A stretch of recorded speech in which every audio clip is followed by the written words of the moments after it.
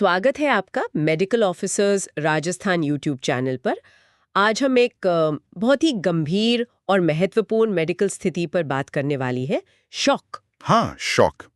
ये एक ऐसी कंडीशन है जिसके बारे में हर मेडिकल प्रोफेशनल को अच्छी समझ होनी ही चाहिए। हमारे पास जो जानकारी है वो शॉक के अलग अलग प्रकार, उनके कारण और शरीर में जो मुख्य बदलाव होते हैं उन्हें समझने में काफी मदद करेगी। तो आज का हमारा मकसद क्या है? हम शॉक की एक कह सकते हैं साफ तस्वीर बनाना चाहते हैं कि भाई ये असल में है क्या, इसके मुख्य प्रकार कौन से हैं और सबसे जरूरी उनमें बुनियादी फर्क क्या है, ताकि इमरजेंसी में इसे पहचानना और समझना आसान हो। चलिए शुरू करते हैं इस पर गहराई से बात करना। बिल्कुल। और देखिए, शॉक को अगर बिल्कुल आसान भाषा में समझें तो ये वो हालत है जब हमारे शरीर के टिश्यूज और सेल्स तक पर्याप्त ऑक्सीजन और पोषक तत्व नहीं पहुंच पाते। मतलब उनका जो नॉर्मल काम है वो करने के लिए ज़रूरी चीज़ें नहीं मिल रही। इसी को कहते हैं इनएडिक्वेट टिश्यू परफ्यूजन। अच्छी बात यह है कि अगर इसे जल्दी पकड़ लिया, पहचान लिया और सही इलाज शुरू हो गया तो स्थिति संभल सकती है। हाँ, ये जरूरी है। लेकिन अगर देर हो गई तो फिर ये जानलेवा भी हो सकती है। ठीक है, तो इनएडिक्वेट टिश्यू परफ्यूजन यानी उत्तक खून और ऑक्सीजन की कमी, ये है शॉक का मतलब कोर प्रॉब्लम। अब जो स्रोत हमारे पास है उसमें एक टेबल है जो अलग अलग प्रकार और उनके अंतर बताती है। तो सबसे पहले वाले से शुरू करें, हाइपोवैलेमिक शॉक। स्रोत कहता है कि इसके मुख्य कारण है हेमरेज मतलब खून बहना, डिहाइड्रेशन पानी की कमी और बर्न्स जलना। सुनने में लग रहा है इन सब में कुछ कम हो रहा है। हाँ हाँ, बिल्कुल सही पकड़ा आपने। हाइपोवॉल्यूमिक का मतलब ही है कम वॉल्यूम वाला शॉक। शरीर में जो फ्लूइड है, खासकर खून या प्लाज्मा, उसकी मात्रा कम हो जाती है। अब चाहे वो एक्सीडेंट में खून बहने से हो या जैसे दस्त उल्टी में पानी निकल जाए उससे, या फिर जलने पर जो प्लाज्मा लॉस होता है उससे। पॉइंट ये है कि जब शरीर में फ्लूइड ही कम है तो दिल के पास पंप करने को खून भी कम होगा, है ना? हाँ, बिल्कुल सीधी सी बात है। और इसी वजह से शरीर फिर क्या करता है? वो कोशिश करता है कि जो बचा खुचा खून है उसे कम से कम जरूरी अंगों तक तो पहुंचाए, जैसे दिमाग है, दिल है। इसके लिए वो क्या करता है?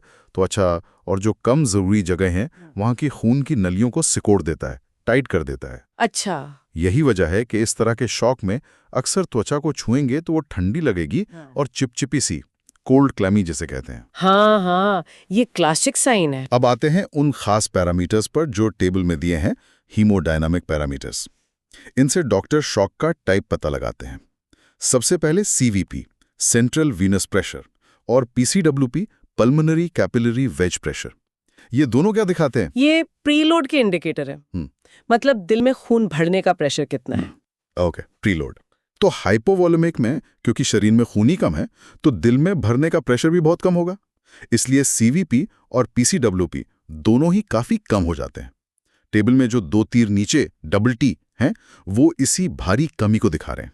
ये इसकी पहचान है। ठीक है, तो वॉल्यूम कम इसलिए प्रीलोड भी बहुत कम। जबरदस्त। बिल्कुल। और जब दिल में खून कम भरेगा तो जाहिर है दिल बाहर पंप भी कम करेगा, तो सीओ यानी कार्डियक आउटपुट वो भी काफी कम हो जाता है। लॉजिकल है। लेकिन शरीर, जैसा मैंने कहा, हार नहीं मानता। जब सीओ गिरता है, ब्लड प्रेशर कम होने लगता है, तो शरीर क्या करता है? वो खून की नलियों को जोर से सिकोड़ता है ताकि जो थोड़ा बहुत खून है वो प्रेशर से जा सके। हाँ, कॉम्पेंसेट करने के लिए। हाँ, इसी को कहते हैं एसवीआर, सिस्टमिक वैस्कुलर रेजिस्टेंस। ये आफ्टरलोड है। हाइपोवोलेमिक शॉक में ये काफी बढ़ जाता है। ऊपर ऊपर। हाँ, ये दो तीर ऊपर यही दिखा रहे हैं कि शरीर पूरी ताकत लगा रहा है प्रेशर मेंटेन करने में। अच्छा, तो कम वॉल्यूम, कम प्रीलोड, कम आउटपुट, लेकिन शरीर रेजिस्टेंस बढ़ा रहा है। हाँ, और आखिर में SVO2, mixed venous oxygen saturation. ये बताता है कि जो खून टिश्यूज से होकर वापस दिल में आ रहा है उसमें कितनी ऑक्सीजन बची है। क्योंकि टिश्यूज तक खून कम पहुंच रहा है तो वो क्या करेंगे? वो उसमें से ज्यादा ऑक्सीजन निचोड़ लेंगे, है ना? हाँ, अपनी जरूरत पूरी करने के लिए। बिल्कुल। इसलिए लौटने वाले खून में ऑक्सीजन की मात्रा काफी कम हो जाती है। समझ गई। तो हाइपोवोलेमिक शॉक मतलब वॉल्यूम कम, त्वचा ठंडी चिपचिपी, प्रीलोड सीबीपी पीसीडब्ल्यूपी बहुत कम, बहुत कम, सीओ बहुत कम, हाँ, पर एसवीआर बहुत ज्यादा। अच्छा। और SVO2 बहुत कम। तस्वीर काफी साफ है। अब सोचे अगर शरीर में फ्लूइड तो ठीक हो पर प्रॉब्लम दिल में ही हो, मतलब पंप ही गड़बड़ हो, क्या तब भी शॉक हो सकता है? हाँ, शायद यहीं पर अगला टाइप आता है कार्डियोजेनिक शॉक। स्रोत में कारण दिए हैं heart attack, MI, heart failure, HF, valve की दिक्कत, एरिथमिया। ये सब तो सीधे दिल की प्रॉब्लम्स हैं। हाँ बिल्कुल, कार्डियोजेनिक शॉक में प्रॉब्लम ही पंप की है। दिल, खासकर लेफ्ट वेंट्रिकल, वो ठीक से खून को आगे पंप नहीं कर पा रहा। यहाँ वॉल्यूम की कमी नहीं है, शरीर में खून तो है, पर दिल में ताकत ही नहीं बची उसे पंप करने की, जैसे हार्ट अटैक के बाद होता है। तो यहाँ मैकेनिज्म बिल्कुल अलग है। हाँ, और दिलचस्प बात यह है कि इसमें भी त्वचा ठंडी और चिपचिपी होती है। Cool clammy. अच्छा, ऐसा क्यों? क्योंकि भले ही खून की मात्रा ठीक हो, दिल उसे आगे फेंक ही नहीं पा रहा, तो कार्डियक आउटपुट तो कम ही रहेगा ना। और जब सीओ कम है तो शरीर के बाहरी हिस्सों तक खून कम पहुंचेगा, इसलिए त्वचा ठंडी। ओके, समझी। सीओ कम होने की वजह से। हाँ, लेकिन यहाँ हेमोडायनेमिक पैरामीटर्स देखो, वो हाइपोवॉलेमिक से बिल्कुल अलग हैं। सीवीपी, प्रीलोड, यहाँ बढ़ा हुआ होता है। बढ़ा हुआ? क्यों? क्योंकि दिल खून को आगे पंप नहीं कर पा रहा, तो खून पीछे जमा होने लगता है राइट एट्रियम में, तो सीवीपी बढ़ जाता है। और पीसीडब्ल्यूपी, प्रीलोड, वो तो काफी बढ़ा हुआ होता है। ये दिखाता है कि लेफ्ट वेंट्रिकल फेल हो रहा है और खून फेफड़ों से होकर लेफ्ट साइड में बैकअप हो रहा है। ओह, ये तो हाइपोवॉलेमिक से बिल्कुल उल्टा है। वहां तो दोनों कम थे। बिल्कुल, यही मुख्य अंतर है। और सीओ, कार्डियक आउटपुट, वो यहाँ भी काफी कम होता है, पर वजह अलग है, पंप फेलियर। हाँ, पंप की कमजोरी। एसवीआर आफ्टरलोड यहाँ भी बढ़ा हुआ होता है। शरीर फिर से कोशिश करता है गिरे हुए सीओ और ब्लड प्रेशर को संभालने के लिए नसें से कोड़ता है। और SvO2 mixed venous oxygen content वो भी कम होता है, क्योंकि सीओ कम है तो टिश्यूज ज्यादा ऑक्सीजन निकाल लेते हैं। ठीक है, तो कार्डियोजेनिक शॉक में त्वचा ठंडी, पर प्रीलोड सीवीपी CWP बढ़ा हुआ है, CO बहुत कम है, SVR बढ़ा हुआ है और SvO2 कम है। वॉल्यूम की प्रॉब्लम नहीं, पंप की प्रॉब्लम। ये फर्क समझना वाकई बहुत जरूरी है। हमने वॉल्यूम की कमी देख ली, पंप का फेल होना देख लिया। क्या कोई और तरीका है जिससे शॉक हो सकता है? स्रोत में तीसरा प्रकार है ऑब्स्ट्रक्टिव शॉक। नाम से ही लग रहा है कि कहीं कोई रुकावट है, जैसे पाइप ब्लॉक हो गया हो। कारण दिए हैं cardiac tamponade, pulmonary embolism, PE, tension pneumothorax. ये सब तो रुकावट वाली चीजें लगती हैं। बिल्कुल सही। ऑब्स्ट्रक्टिव शॉक में खून के बहने के रास्ते में ही कोई फिजिकल ब्लॉकेज आ जाती है। जैसे कार्डियक टैम्पोनेड में क्या होता है, दिल के चारों तरफ जो थैली होती है, पेरिकार्डियम, उसमें पानी भर जाता है। वो पानी दिल को दबाता है, तो दिल ठीक से फैलकर खून भर ही नहीं पाता। हाँ, वो दब जाता है। या फिर पल्मोनरी एम्बोलिज्म में फेफड़ों की मेन आर्टरी में खून का थक्का, क्लॉट आकर फंस गया, अब दिल खून को फेफड़ों में भेज ही नहीं पा रहा। या टेंशन न्यूमोथोरैक्स, छाती में हवा भर गई एक तरफ और वो इतना प्रेशर डाल रही है कि दिल और बड़ी नसें दब गई। ओह, ये तो मैकेनिकल प्रॉब्लम लग रही है। हाँ, इन सब में नतीजा एक ही है, दिल ना तो ठीक से भर पा रहा है, ना ही पंप कर पा रहा है। भले ही दिल की मसल्स ठीक हों, शरीर में खून भी पूरा हो। ये अक्सर राइट हार्ट को ज्यादा अफेक्ट करता है। तो इसमें भी त्वचा ठंडी होगी? हाँ, इसमें भी त्वचा ठंडी और चिपचिपी, कोल्ड कैमी होती है, क्योंकि इफेक्टिव कार्डियक आउटपुट तो कम हो ही जाता है। पैरामीटर्स देखते हैं। सीवीपी, प्रीलोड, यहाँ भी बढ़ा हुआ होता है, रुकावट के कारण खून राइट साइड में जमा हो रहा है।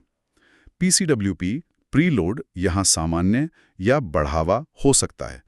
टेबल में टेम्पोनेट के लिए स्टार लगा है, उसमें दोनों तरफ प्रेशर बढ़ सकता है।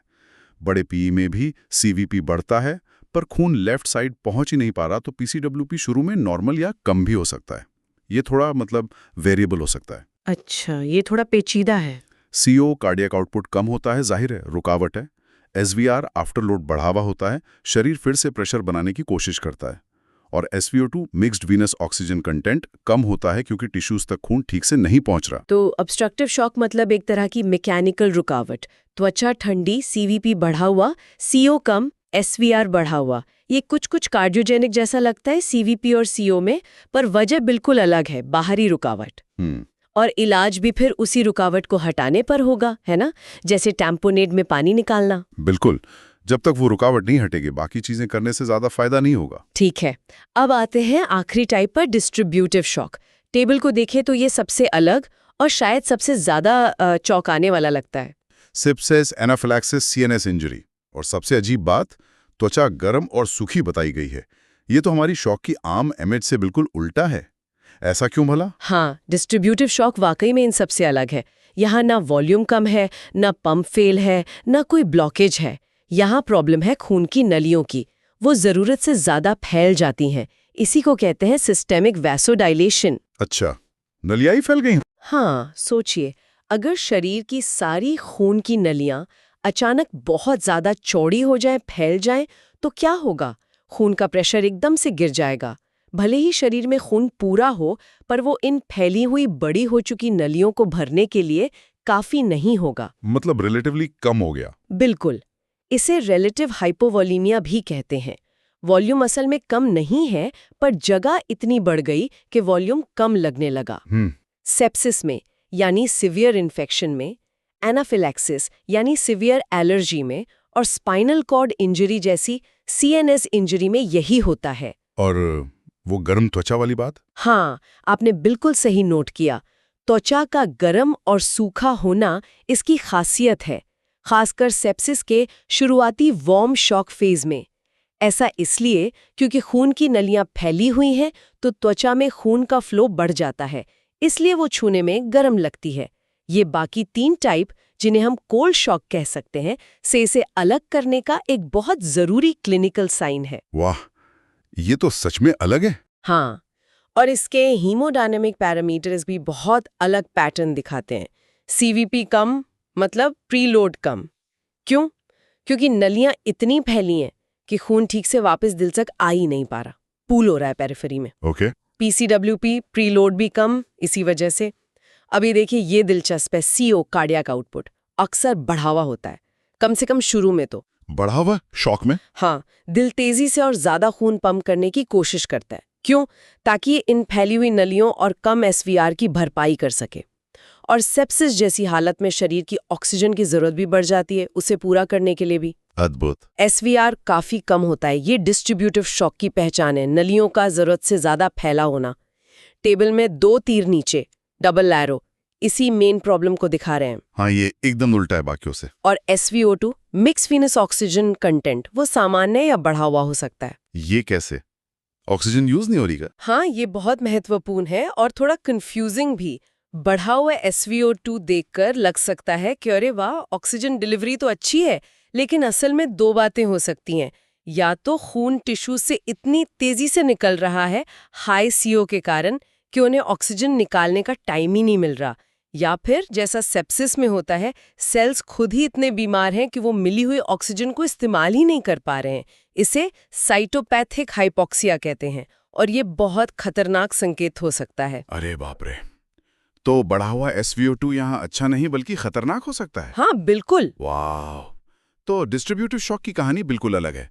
फैली हुई नलियां, बहुत कम SVR डबल डैश, गर्म त्वचा, प्रीलोड कम CVP CWP डबल डैश, लेकिन आउटपुट अक्सर बढ़ा हुआ CO अप और SvO2 भी नॉर्मल या बढ़ा हुआ अप।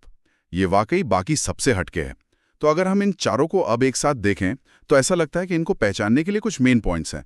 एक तो त्वचा ठंडी है या गर्म। हाँ, दूसरा, प्रीलोड की हालत CVP CWP कम है या ज्यादा। सही। और तीसरा, SVR कम है या ज्यादा। क्या यही मुख्य फर्क है जिन पर हमें ध्यान देना चाहिए? आपने बिल्कुल सही निचोड़ निकाला है। यही वो मुख्य क्लिनिकल और हीमोडायनामिक संकेत है जो हमें शॉक का टाइप समझने में मदद करते हैं। एक बार जल्दी से दोहराते हैं। हाइपोवोलीमिक ठंडा, प्रीलोड बहुत कम टिट्टी, SVR बहुत ज्यादा टिट्टी। कार्डियोजेनिक ठंडा, प्रीलोड बहुत ज्यादा टिट्टी, SVR ज्यादा टिट्टी। ऑब्स्ट्रक्टिव ठंडा, प्रीलोड ज्यादा टिट्टी, SVR ज्यादा टिट्टी और साथ में रुकावट का कारण। डिस्ट्रीब्यूटिव गरम, प्रीलोड कम डिट्टी, SVR बहुत कम टिट्टी। हाँ, ये समरी बहुत मददगार है।